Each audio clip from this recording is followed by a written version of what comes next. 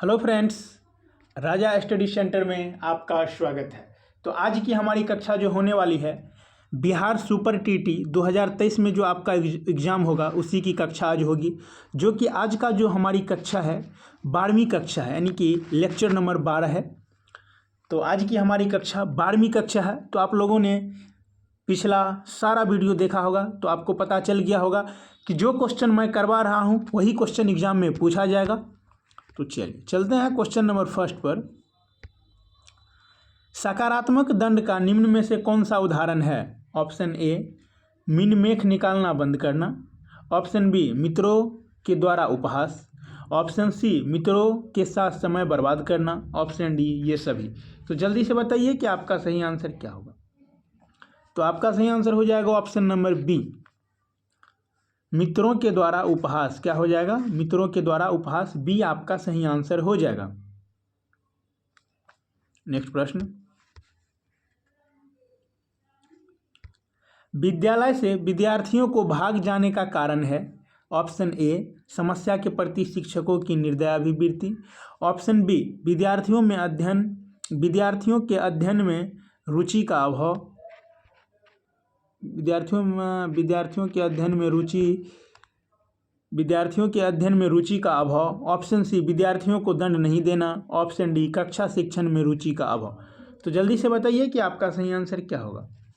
तो विद्यालय से विद्यार्थियों को भाग जाने का कारण है समस्या के प्रति शिक्षकों की निर्दय अभिवृत्ति। क्या है? समस्या के प्रति शिक्षकों की निर्दय अभिवृत्ति है, जिसको शिक्षक इग्नोर कर देते हैं, ध्यान नहीं देते हैं। इसी कारण से बच्चे स्कूल नहीं आना चाहते हैं, भाग जाते हैं। तो सही आंसर हो जाएगा आपका ए। क्या हो जाएगा? ए आपका सही आंसर हो जाएगा। नेक्स्ट प्रश्न, निम्न कक्षाओं में से शिक्षण खेल की विधि आधारित है? ऑप्शन ए, शिक्षण की विधियों के सिद्धांत पर। ऑप्शन बी, शिक्षण के सामाजिक सिद्धांत पर। ऑप्शन सी, विकास एवं वृद्धि के मनोवैज्ञानिक सिद्धांत पर। ऑप्शन डी, शारीरिक शिक्षा कार्यक्रम के सिद्धांत पे। तो बताइए कि इसका सही आंसर क्या होगा। तो इसका सही आंसर हो जाएगा ऑप्शन नंबर सी, विकास एवं वृद्धि के मनोवैज्ञानिक सिद्धांत पर। तो सी आपका सही आंसर हो जाएगा। नेक्स्ट प्रश्न, अधिगम के प्रथम अभिप्रेरण है? ऑप्शन ए, नए सीखने वाले में अधिगम के लिए रुचि का सृजन करता है। ऑप्शन बी, सीखने वालों की स्मृति को तेज बनाता है। ऑप्शन सी, पुराने अधिगम से नए अधिगम को विभेदित करता है। ऑप्शन डी, एक दिशीय रूप से सोचने में सीखने वाले को मदद मिलती है। तो जल्दी से बताइए कि आपका सही आंसर क्या होगा। तो अधिगम के प्रथम अभिप्रेरण में नए सीखने वाले में अधिगम के लिए रुचि का सृजन करता है। क्या करता है? रुचि का सृजन करता है। तो ए आपका सही आंसर हो जाएगा। नेक्स्ट प्रश्न,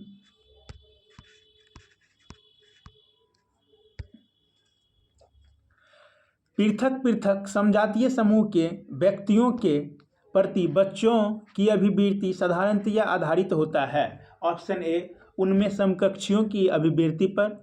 ऑप्शन बी, दूरदर्शन के प्रभाव पर। ऑप्शन सी, उनके सहोदरों की अभिवृत्ति पर। ऑप्शन डी, उनके अभिभावकों की चिंतन वृत्ति पर। तो जल्दी से बताइए कि इसका सही आंसर क्या होगा।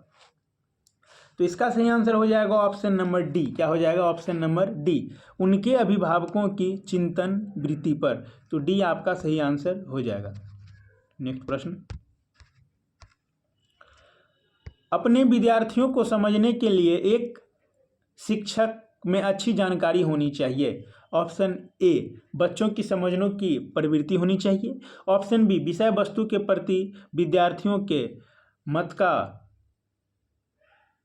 अच्छा ज्ञान होना चाहिए। ऑप्शन सी, बाल मनोविज्ञान का। ऑप्शन डी, ये सभी। तो जल्दी से बताइए कि आपका सही आंसर क्या होगा। तो इसका सही आंसर हो जाएगा ऑप्शन नंबर डी, ये सभी। अपने विद्यार्थियों को समझने के लिए एक शिक्षक को अच्छी जानकारी होनी चाहिए। तो बच्चों को समझने की प्रवृत्ति भी होनी चाहिए, विषय वस्तु के प्रति विद्यार्थियों के मत का भी होना चाहिए, बाल मनोविज्ञान का भी होना चाहिए। तो ये सभी। तो डी आपका सही आंसर हो जाएगा। नेक्स्ट प्रश्न, निम्न में से कौन सा कथन सत्य नहीं है? ऑप्शन ए, शिक्षक जन्मजात होते हैं। ऑप्शन बी, शिक्षण एक कला है। ऑप्शन सी, शिक्षकों को प्रशिक्षित किया जा सकता है। ऑप्शन डी, उपरोक्त सभी। तो जल्दी से बताइए कि आपका सही आंसर क्या होगा। तो निम्न में से कौन सा कथन सत्य नहीं है? तो इसमें जो सत्य नहीं है, शिक्षक जन्मजात नहीं होते हैं। क्या होते हैं? जन्म से ही वो शिक्षक नहीं होते हैं। तो आपको ध्यान रखना है, ये आपका सही आंसर हो जाएगा। नेक्स्ट, नहीं याद रखना है कि नहीं पूछ रहा है, तो शिक्षक जन्मजात नहीं होते। क्या होते हैं? शिक्षक जन्मजात होते हैं। ये क्या हो जाएगा आपका? गलत हो जाएगा। नेक्स्ट प्रश्न, अच्छा अध्यापक वह है जो ऑप्शन ए, सादा जीवन व्यतीत करता हो। ऑप्शन बी, अपने विद्यार्थियों से सच्ची लगन रखता हो। ऑप्शन सी, मेधावी व परिश्रमी हो। ऑप्शन डी, अपने विषय में प्रवीण हो। तो जल्दी से बताइए कि आपका सही आंसर क्या होगा। तो अपने विद्यार्थियों से सच्ची लगन रखता हो। अच्छा अध्यापक वह है जो अपने विद्यार्थियों से सच्ची लगन रखता है। तो बी आपका सही आंसर हो जाएगा। नेक्स्ट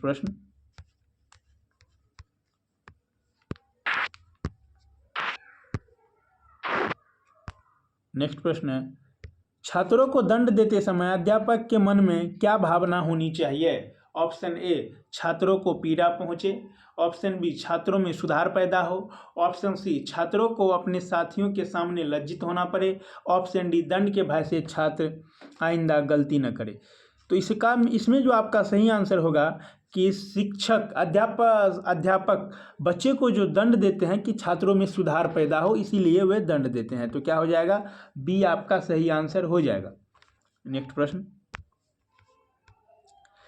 यदि किसी कक्षा में अधिकांश छात्र प्रायः ऊँघते हुए पाए जाए तो ऑप्शन ए, कक्षा के भौतिक वातावरण में कोई कमी हो सकती है। ऑप्शन बी, छात्रों में कोई कमी हो सकती है। ऑप्शन सी, शिक्षण में कोई कमी हो सकती है। ऑप्शन डी, ये सभी।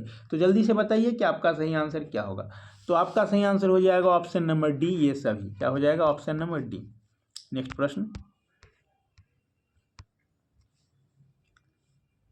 प्रश्न है, शिक्षा का अधिकार अधिनियम 2009 में एक अध्यापक के लिए न्यूनतम कार्य घंटे प्रति सप्ताह निर्धारित किए गए हैं। ऑप्शन ए 40 घंटे, ऑप्शन बी 45 घंटे, ऑप्शन सी 50 घंटे और ऑप्शन डी 55 घंटे। तो जल्दी से बताइए कि आपका सही आंसर क्या होगा। तो आपका सही आंसर हो जाएगा ऑप्शन नंबर बी। सरकार ने टीचर के लिए साप्ताहिक 45 घंटे की ड्यूटी दिए हैं। कितने घंटे की निर्धारित किए हैं? एक सप्ताह में 45 घंटे की। आपको याद रखना है, 45 घंटे याद रखना है। बी आपका सही आंसर हो जाएगा। नेक्स्ट प्रश्न, अच्छा शिक्षण प्रकार्य है। ऑप्शन ए, शिक्षण व्यवसाय के प्रति ईमानदारी और निष्ठा का। ऑप्शन बी, उच्च शिक्षण योग्यताओं एवं विधियों का। ऑप्शन सी, शिक्षकों की विद्वता के उच्च स्तर का। ऑप्शन डी, प्रधानाचार्य के अच्छे नेतृत्व का। तो जल्दी से बताइए कि आपका सही आंसर क्या हो। तो अच्छा शिक्षण प्रकार्य है शिक्षण व्यवसाय के प्रति ईमानदारी और निष्ठा का। तो क्या हो जाएगा? ए आपका सही आंसर हो जाएगा। नेक्स्ट प्रश्न, स्कूल के बाद अपने खाली समय में अध्यापक को क्या करना चाहिए? ऑप्शन ए, दोस्तों के साथ मौज मस्ती करनी चाहिए। ऑप्शन बी, घर के काम में पत्नी का हाथ बटाना चाहिए। ऑप्शन सी, स्व अध्ययन के द्वारा अपनी आय तथा ज्ञान को बढ़ाना चाहिए। ऑप्शन डी, घर के काम में पत्नी का हाथ बटाना चाहिए। तो जल्दी से बताइए कि इसमें आपका सही आंसर क्या होगा। दिमाग लगा के बताइए। स्व अध्ययन द्वारा अपनी आय तथा ज्ञान को बढ़ाना चाहिए। अगर आप एक शिक्षक हैं तो स्कूल के बाद खाली समय में आप अध्ययन कर सकते हैं, अपनी ज्ञान और आय दोनों बढ़ा सकते हैं। तो सी आपका सही आंसर हो जाएगा। नेक्स्ट प्रश्न, अधिगम को प्रभावित करने वाला व्यक्तिगत कारक है। ऑप्शन ए, समवयस्क समूह। ऑप्शन बी, अध्यापक। ऑप्शन सी, परिपक्वता एवं आयु। ऑप्शन डी, संचार के साधन। तो जल्दी से बताइए कि आपका सही आंसर क्या हो। तो अधिगम को प्रभावित करने वाला व्यक्तिगत कारक है परिपक्वता एवं आयु। सी आपका सही आंसर हो जाएगा। स्पष्ट है, क्वेश्चन से आपका आंसर निकल रहा है, परिपक्वता एवं आयु।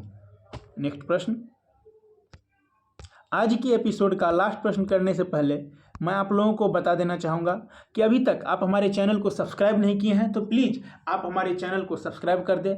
और आपको जो 3 कक्षा दी जा रही है, सुबह 8:30 में, दोपहर 2:30 में और शाम को 7:30 में। तो आप ये तीन ही कक्षा को करेंगे। जैसे कि सुबह में आपको बिहार स्पेशल मिल रहा है और दोपहर में इतिहास हिस्ट्री की कक्षा मिल रही है और शाम में बाल विकास शिक्षा शास्त्र से जो भी संबंधित प्रश्न है, पूछे जाने वाले प्रश्नों में से हैं, वो पूछे जा रहे हैं। तो आप कक्षा को करना नहीं भूलेंगे। तो आप हमारी तीनों कक्षा को रोज करते हैं तो आप 80% ला सकते हैं, इसलिए आप कक्षा को अवश्य करिए। चलिए, तो आज के एपिसोड का लास्ट प्रश्न है, शिक्षण की समस्याओं को हल करने का दायित्व किसका है? ऑप्शन ए शिक्षाविदों का, ऑप्शन बी प्रधानाचार्य का, ऑप्शन सी शिक्षकों का, ऑप्शन डी सरकार का। तो जल्दी से बताइए कि आपका सही आंसर क्या होगा। तो शिक्षण की समस्या को हल करने का दायित्व शिक्षकों का है। किसका है? शिक्षकों का है। इसीलिए उसे सरकार से वेतन दिया जाता है कि शिक्षण की सभी समस्याओं को शिक्षक ही हल करेंगे। तो क्या हो जाएगा? सी आपका सही आंसर हो जाएगा। इसी के साथ मिलते हैं फिर नेक्स्ट वीडियो में। जय हिंद।